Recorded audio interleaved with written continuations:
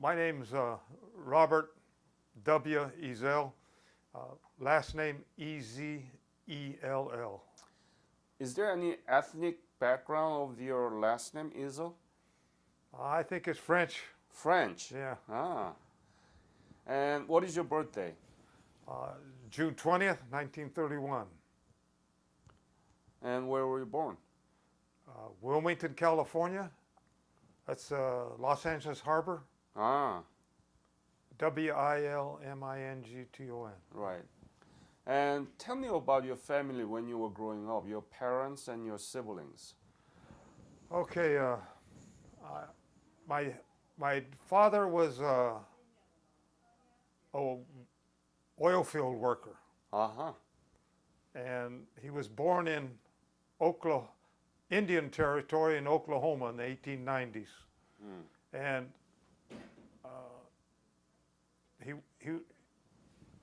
he joined. He tried before the World War I. He could see the war coming. He tried to join the American Army, but he didn't weigh enough. Uh-huh. And so I think he was 10 pounds too light. So he went to Canada and joined the Canadian Army. Oh my goodness. You could be 5 pounds lighter. This is the story. And he ate 5 pounds of bananas so he could get in. So he was an American in the Canadian famous regiment, Princess Patricia's Yep. Light Infantry. Yeah, yeah. And he served and he was wounded and disabled in World War I. I was there in Ottawa, Canada, and I did interview them. Okay. Yeah, there are Korean War veterans too in that Yeah. unit. Yeah. So, oh yeah, right. They're a famous regiment. So your father was really, really patriot. Yeah, he was very military, but he got a medical disability discharge from Canada, and in the hospital, he met my mother, who worked in the hospital, and brought her over here a year after the war was over, and they got married I think in Canada. I'm not sure all this stuff, and she was a World War I war bride from Canada, and he became an oil field worker, and he followed his cousin was a wildcatter, sort of a businessman, and my dad and his brother worked for him in wildcatting oil wells, and he followed the oil industry from Oklahoma to Texas to California. Wow. And my two older sisters were born in Oklahoma, and my brother and I were born in California. I see. My older brother. Yeah. When did you graduate high school? 1949. What is the name of it? It's Banning High School. B-E? B-A-N-N-I-N-G in Wilmington. And did you learn anything about Korea while you were in high school? I didn't know where Korea was. You didn't know where Korea was? Or I didn't know anything about Anything? Korea. Knew Japan. Maybe I read some history or learned the history that they divided Korea, but it wasn't important at that time. Mm-hmm. And now you are the Korean War veteran, chosen few, right? Right. How do you connect this dot? You didn't know anything about Korea when you graduated, but you ended up fighting one of the most deadliest the battle in the Korean War, and now you know Korea. How do you link this dot? Why did it happen to you, and what do you know about Korea, and what is Korea to you? Well, see, I was 10 years old when World War II started. And the older guys in the neighborhood went into the military, and some of them didn't come back. So I was raised on war. you know, war was big part of my life. Life, yeah. And it was, and so our,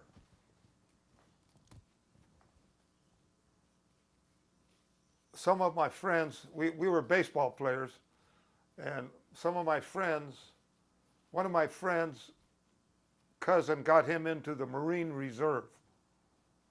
And so we says, well, we might as well stick together, which was sort of the thing to do. And so four of us joined the Marine Reserve When? in 1949. Uh-huh. And while we were still in high school. I see. And so we trained in summer camp, and every month we had a training weekend.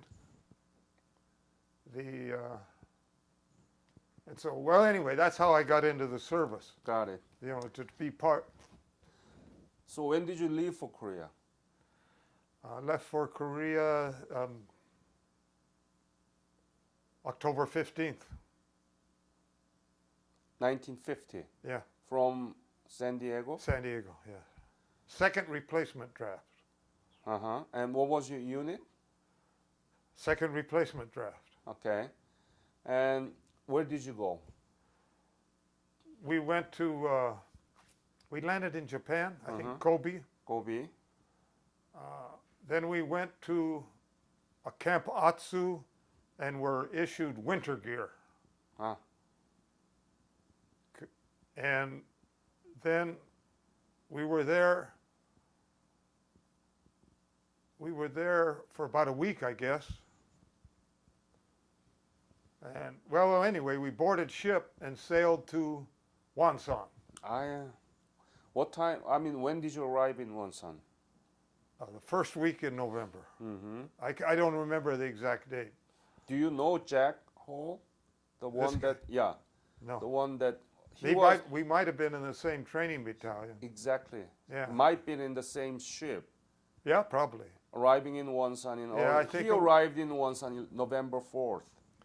Okay, then so we landed there and we stayed there several nights, I guess. Mm-hmm. It seemed like it was a school that we stayed in. It was a 2-story building, and I guess we were just waiting for transportation to join the division. Well, they had rebuilt the railroad from Wonsan to Ham Hong, so on November 10th, which is Marine Corps birthday, we went on the train to Ham Hong and stayed in a warehouse overnight. And then on the next morning we got on the trucks, November 11th, and went up to Kotori, where the 7th Marines were. Mm-hmm. What was your company? Okay, well, when you're a replacement, you go to the division. Right. Then it's sort of happenstance what happens to you. Yeah. And whoever's in charge, he'll just grab a group, Right. take a group's list, and say, okay, you guys 7th Marines. So you were 7th? Now they, when we're in Kotori, he says, you go with this guy to the 7th Marines. Then you get to the 7th Marines and they say, okay, this group, you go to the 2nd Battalion. Then you get to the battalion and they say, okay, you guys go to Fox Company, or whatever company. See? So what battalion? Fox Company. No, battalion. 2nd. 2nd. Yeah. Okay. And so then we get to Fox Company, they say, I have 2 of my best friends were still with me. I guess they just got on the same list. We were close in initials. Their initial was G and mine was E. And so one of them went to the 2nd platoon, one went to the 3rd platoon, and I went to the machine guns. I see. So now they take you to machine guns, and you say, okay, you guys go with this sergeant. And so I ended up as an ammo carrier and flank guard in a machine gun. Did you stay Kodori whole time, or did you go up? Okay, now so that's on the 12th. We went to. We were the point company into Hagaru, up to Hagaru, I see. and we climbed up East Hill, and the next morning, it was a terrific climb for my first day, real day with the unit, and the next morning we went house to house through Hagaru, and well, anyway, my sergeant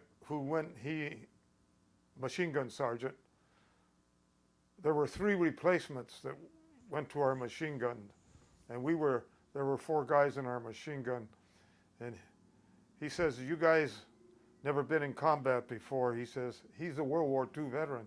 He says, you do exactly what I tell you to do, and if you can't hear me, you do what I say. I mean, do what I'm doing.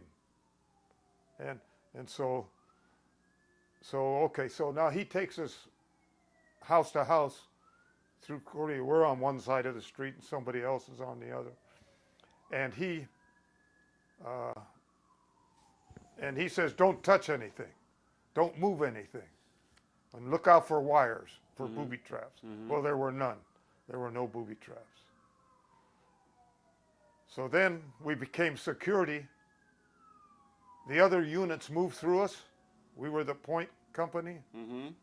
So we became security for where they built the airfield at Hagaru. Hagaru, yeah. Now you want the rest? No, go ahead. Okay, so we were there till we had Thanksgiving dinner on the 23rd.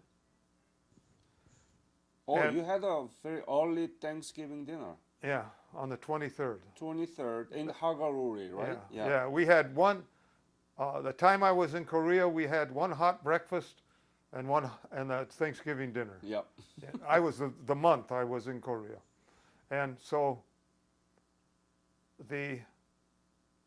on the 26th, we moved up to. Since we were the point company, all the 5th Marines and the rest of the 7th Marines moved through us. And since we were the point company into Hagaru, we were the trail company of the 7th Regiment going up to Kodori. I mean, Udamni. And so we finally got trucks about nighttime, and they took us to Taktong Pass. Taktong, okay. You know, which is about 7 miles up the road. Then it's another 7 miles to Udamni. Yep. And so we dig So in. it wasn't really far from each other. Hagaruri and then Udamni was like a 14 miles difference? Yeah. Yeah. And about the same miles for, I think about 7 miles for Kodori too. Yeah. To Hagaru. I see. I'm not real sure on the exact. Yeah. But because we hiked all day from Kodori to Hagaru. But so now we dig in. Now they assigned. I was in the 1st Marine machine gun section, and they assigned us a 1st platoon. We're all the way they set it up. The 1st section of machine guns goes to 1st platoon, 2nd section to 2nd platoon, 3rd section to 3rd platoon. So we're assigned to the 1st platoon, and we dig on the right side of the hill, and our commanding officer, Colonel Barber, or Captain Barber at that time, he went up he got a ride up to where we were going that day and scouted out the situation by himself. Now he might have had somebody maybe a couple guys with him, but He was up there all day and setting up the defenses. He's a very excellent infantryman. He had warded the Silver Star on Iwo Jima. But so he was up there by himself, and the Chinese communists were all around him. But they didn't bother him. So, but we dug in, and it's a long story. Sure you want to hear? Yeah, you can make it just briefly. Oh, well, I try to.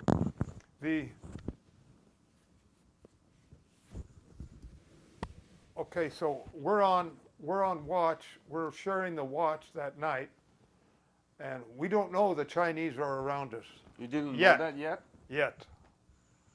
Oh no, we do.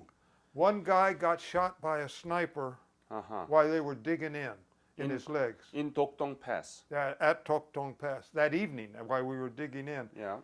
before it was still daylight, he got shot by a sniper. But we didn't know that. I see. But you know, his group knew it. His platoon knew it. Okay. So then we hear fire. The guy, whoever was on watch, woke us up, and we heard firing up on top. We're halfway up the hill, and we hear firing on the hill. And so. And so we're now on alert and watching our front, which is the east side of the hill. But the firing's going up on the top of the hill that we know of. We see tracers and different things happening up there. And so a Marine comes running out front of our deal. We didn't know it was a Marine. We get ready to shoot him and say don't, because he might be a Marine. So we hollered at him. He says, "Hey, you're a Marine?" And he goes, "Yeah." And he says, "Well, you better get over here," and so he came over. What happened? His glasses had been broken, and he couldn't see, and his pistol was empty. And he says he lost, because he couldn't see, he lost the rest of his people. And so the sergeant assigned me to take him down to the aid tent. They moved our machine gun, and we assaulted an outpost which had been taken by the Chinese and moved them off. And I was carrying my ammunition cans behind the machine gun, and here comes the sergeant tumbling back into my arms, wounded. Oh my. So, and he says, What were you feeling when that and I happened? go, oh gosh, Sergeant. He says, "Where are you hurt?" He says, "I'll put a bandage on." He says, "Don't worry about me." He says, "If your rifle working?" I says, "Yeah." And he says, "Get up there." And so I got up just as soon, so I catch up with the machine gun, and then there's one of our ammo carriers. He's wounded. You know, they're on top of this rocky area, and there's part of another squad from the second. We're now in the second platoon area at the top of the northwest part of the hill, and and so as soon as I get up there, a Chinese communist jumped up about 10 yards in front of us, and he was going to throw a grenade, and somebody said, "Duck, he's got a grenade." Well, I didn't know any better. I shot him, and he never got and the sergeant of the group was there. He says, "Who shot that guy?" Well, he didn't know me because he's second platoon, I'm first. And I says, "I did." And he just looked at me and says, put his thumb up or something. But anyways, the firefight went on till daylight. That's on November 27th? Yeah, this is the first night. And so the only two guys wounded up there were our two machine gunners, the sergeant and one of the other ammo carrier. And so finally it starts to be daylight. The firefight went on, and they didn't try to throw any more hand grenades, but they were moving around, and we'd take shots at them, and you didn't know whether you hit them or not. You know, just go on to the next target. And it came daylight, they start raising their hands, surrendering, because they're trapped. They're trapped out in front of us. It was a steep hill in front of us. It's about 100 yards down to the bottom of the ravine. And so we took these prisoners, got their weapons. They had all kinds of different weapons. In fact, one guy even had a wooden rifle with a bayonet on the end of it. Oh my goodness. And see, well, we eventually figured out that their fire teams were a guy with an automatic weapon, like a burp gun or a Thompson. They had American Thompson machine guns. A guy who carried a sack of hand grenades, which were mostly, they had American hand grenades, but they're mostly what they call concussion grenades, Yep. like a tin can. Right. And then the other guy was unarmed. And if one of those guys got wounded, he took his place. That's just, I don't know if that's exactly how it was, but they couldn't, because we were on top of the hill, steep, they couldn't only come maybe a squad of guys, 10 or so at a time. They couldn't come up to us en masse because it was too steep for them. And so we were able to pick them off. But now daylight, they surrendered, and we took maybe a dozen prisoners, and well, they moved the prisoners out. And so, that's a long story. So from Dokdongmyeong, That's the where first did you, night. Yeah, and then where did you go? Well, on the third action, I got wounded on Tokdong Pass. Oh, how? Well, what happened on our second action, my foxhole buddy gets wounded. Mm-hmm. Okay, now it's our third action. Now there's only 4 of us left now on the machine gun. So I now have a new foxhole buddy who's 18, I'm 19, and we have the gunner and assistant gunner who's 20, and the other one's 24, a World War II veteran from Okinawa. And so anyway, we're only 4 of us. Now we've got to hold that area, that outpost area. There's just us 4 instead of a squad of Marines because of the casualties of the company took the first night. Okay, so now in this third action, the same thing happened. We're on watch. Yeah, I think we don't have much Okay. time. So But I got blown up, my foxhole buddy and I got blown up for a hand grenade yeah, and got overrun, uh-huh, but all they did was take our gloves. We just played dead. right. I got blown one way downhill. He was right in the middle of them. I got blown downhill. And they took our gloves and You mean Chinese took, they took our gloves and you playing dead? and we played dead. And they And moved through us. And walked. See, I got blown downhill and I woke up, I could hear them talking. I was knocked out. And I says, well, I'm not moving. And so I'm just laying there, and they come by and slip my gloves off. And my partner, he's right in the middle of them. They took his gloves off. Mm-hmm. Sorry, I knocked it off. I'm too much to use my hands too much. No problem. But, anyways, I'll wait till you're ready to go again. Yeah. So that how? So this is maybe 2 or 3 o'clock. So now daylight comes. As we were in this action, the machine gunner gets wounded, and the assistant gunner takes him back into the woods. There's a patch of woods on the side of the hill, where the aid tents were. And so now it's my foxhole buddy. His rifle jams. Well, we threw hand grenades. Took us about every 10 minutes we throw a hand grenade. As long as we had hand grenades, they stay away. So, but we only had 4.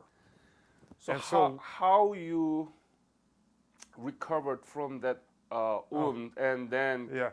Well, then it came daylight, and somebody says, "Hey, throw some mortars up by those rocks. I think there's Chinese up there." Huh. Still Chinese. And I says, "Heck no, there's Marines up here." And so you were okay at the time. well, I'm wounded though. Yeah, still bleeding. And my hands are cold. My hands feel like frozen footballs. And so, but I says, "There's 2 of us up here. Can you come and get us?" And they says, "If you can come down, it's better." That, you know, because they're afraid that Yeah. they might be an ambush. So we tobogganed down the snow. I went down first, and then You were able to walk, I pulled. pulled, I slid down I pulled myself by my elbows. right. Because my legs, I couldn't walk Mm-hmm. because of the wounds and the cold. Uh-huh. But because of the cold, you didn't bleed to death. Could have bled to death from my wounds. I Yeah. had wounds all That over. stopped it, right? Yeah, and my partner was wounded too, but he came down too. So we both lived through it. My goodness. So that was the end of my combat. And then you picked up by whom? Oh well, that same sergeant that was with the squad when we took the rocks back, he picked me up. Oh. He's a big, strong guy. He picked me up, and I passed out right away. And so, but I woke up in the aid tent, and so I was in the aid tent for 2 or 3 nights Where? on Tok Tong Pass. Tokdong Pass. We were cut off for 5 days, Right. and so I got the convoy come by and picked us up, the 5th Marines and 7th Marines, and the convoy came by at night and picked us up and took us back. I got in the field hospital at Hagaroo. Uh-huh. So then I got evacuated because my feet were frozen because I was inactive. You were airlifted Airlifted out of Hagaroo to Japan, to Hungnam. Hungnam. Yeah, there was a big airfield there. There's a small airfield at Hagaroo. Mm-hmm. They had bigger planes, hospital planes, and then to Japan. And I ended up in an Army hospital because the Navy hospital was full of Marines. They were too full. So that's when you were wounded in November 28th, 29th. 29th. And you get the Purple Heart for that? Yes. Yes. 2. One. Well, I'm supposed to get one for frozen, but I never got it. Okay. So that one of the most intensive battle that you were there, right? Yeah, it's sort of a famous battle because we were cut off for 5 days on Tok Tong Pass. But I only lasted the 29th. And what were you thinking at the time that you were wounded? That I wouldn't make it. I thought somebody would come and bayonet me or shoot me while I was laying there, but they never did. They just took our gloves.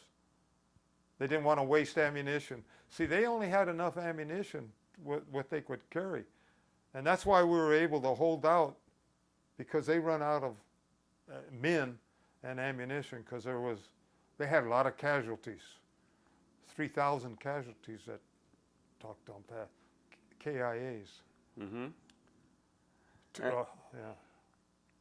And now you thinking about this, what do you feel? I feel I was lucky to get out of there. Just luck. I was in the wrong place, but I got out of there. So one of my best friends didn't. What's his name? Roger Gonzalez. Uh-huh. He was from San Pedro, California. And he was right there with you? No, he got signed to another platoon. I went through training with him, mess duty, I went all through but his cousin was also my friend, but he made it back. He got frostbite, but not wounded, but he made it back. I didn't know that you were evacuated from there because of the wound, so that we have some more time to hear from you about how was those 5 days that you were incarcerated there. How did you survive? Did you have a food? How did Well, you? we were in the aid tent. The aid tent was full of wounded, and some of them would die because they couldn't get treatment. See, they were just an aid tent. They couldn't get to the hospital, and so. But it was cold in that aid tent. All they had was some kind of kerosene stove, but it didn't keep anything warm except right next to it. But we lived on Charms, which is a little candy, and the Charmed, yeah, charmed. crackers. So I had Charms, crackers. One of the guys had in his stuff some candy bars. His folks were his folks ran a delicatessen or something back in New Jersey, and he was wounded too. But he had some candy bars which he broke in half and passed around, and so we ate those. Didn't you have sea ration? No, I don't remember eating any hot food in the tent. No, sea ration is not hot food. Well, right? I know it's You mean cooked? cooked. Yeah. Yeah, we didn't have any hot cooked food that I remember. Now we had hot coffee because they were able with the stove. They were able to make coffee. Were there doctors? Or nurse? The only doctor who got killed? No, in a tent. No, there was no doctors, just corpsmen. Corpsman? Yeah, and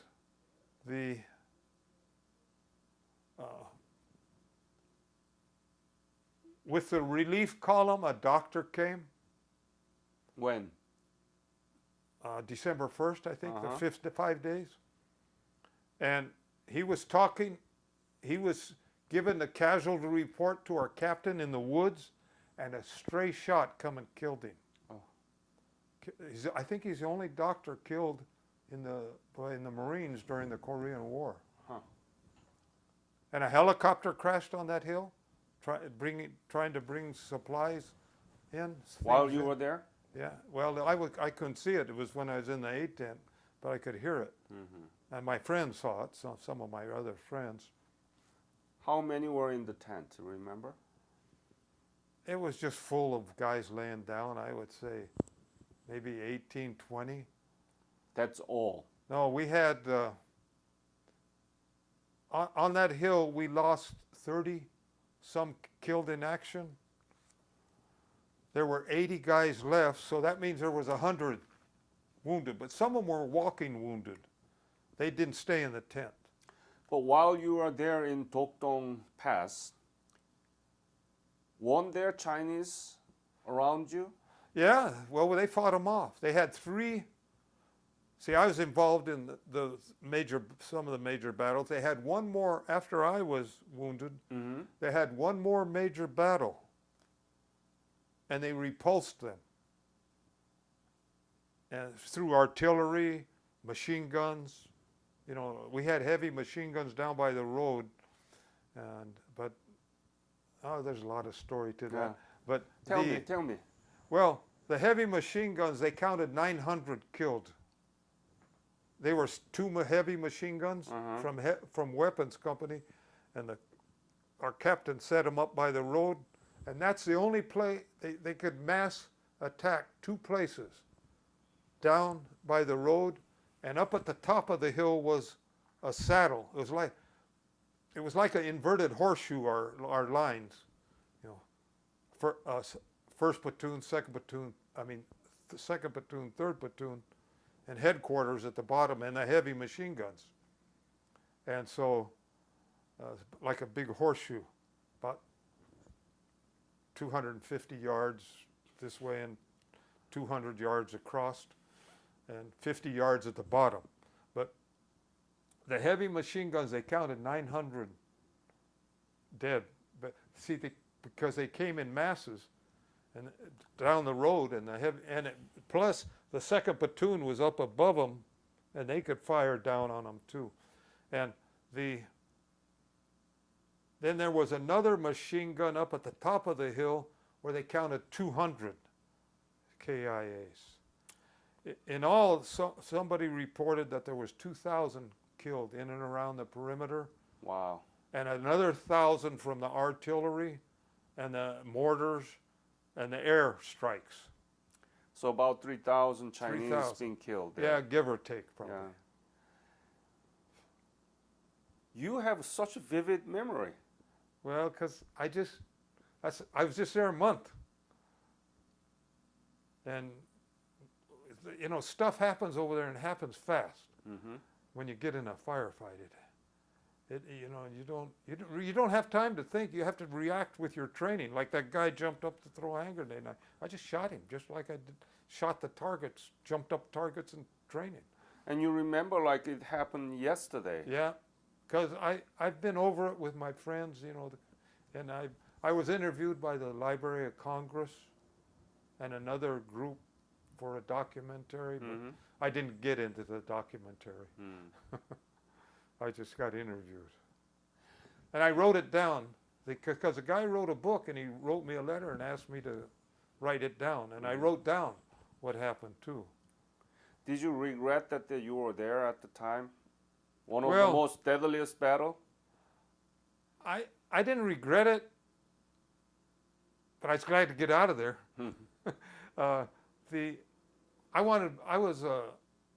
I had signed a professional baseball contract. I was going to be a professional baseball player, but I did. Well, for my wounds and stuff and other things, maybe I did. But I was good enough to get signed. I wasn't a great ball player, I guess, just good. And I regretted that. But since my father was a veteran, wounded veteran, and because I was raised during World War II, it just happened. You know, that's what happened. See, I don't think you could survive over there if you had to think that you might not make it back.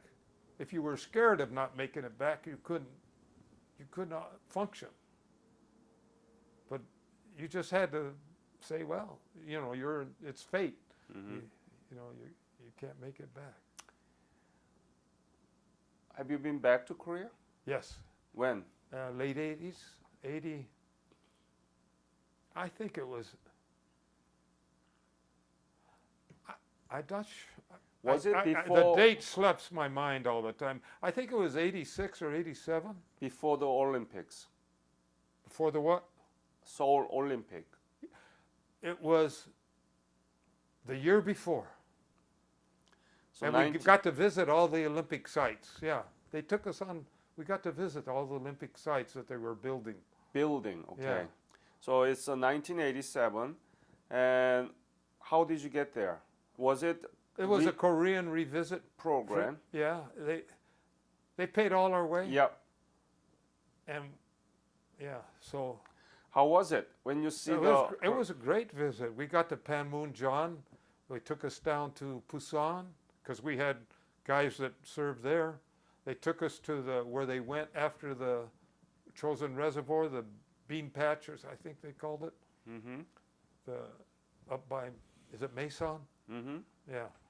And I never got there. Of course, I was gone back to the States. So How did you feel about it? Being in Korea again after you wounded from one of the most deadliest battle. I've been to Korea before on business. Ah. In 1976, we started, with some other people, started a sporting goods business. And I'd been back to Korea on business when it was still under martial law in the late 70s. Right. And there were still bullet holes in the buildings. Yeah. And Where in and Seoul? you had to be in the hotel at 11 o'clock. Mm-hmm. There was nobody on the streets after 11 o'clock. And they had police, if they thought there might be trouble from the protesters, they had policemen on each corner. Right. So of the main intersections. But overall, what did you feel being back to the country you fought for a long time ago, and you see it's developing, the right? improvements, yeah. They're they have to be very good businessmen. And I buy Korean stuff too. Not cars, but I buy their Samsung and stuff like that. But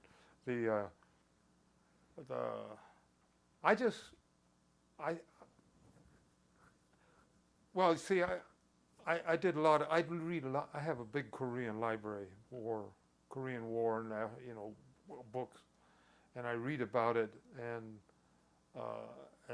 it's just great that we sort of, if we hadn't have blunted the communists at Korea, they might have went after more countries. Now, Vietnam was more of a civil war than that was a mistake, but Korea was not a mistake. It saved Taiwan too. Yeah. Because the Chinese were going to go after Taiwan, but now they had to come over here.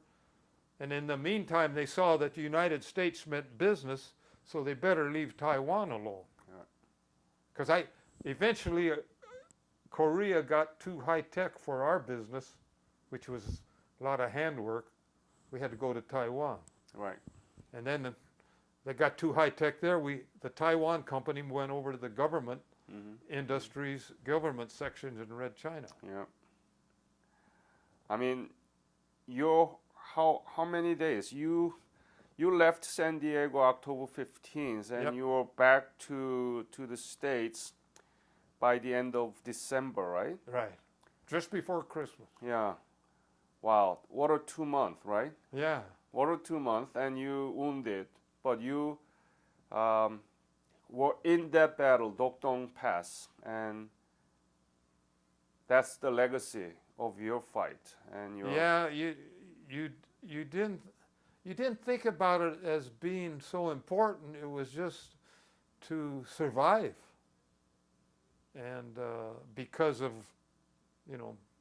what happened in the first few days, they were able to survive because. Well, we had World War II veterans, like I mentioned before, and most of our officers, I think all of our officers were World War II veterans, and a lot of our sergeants, and they gave you a steel thread or something through the company. Yeah.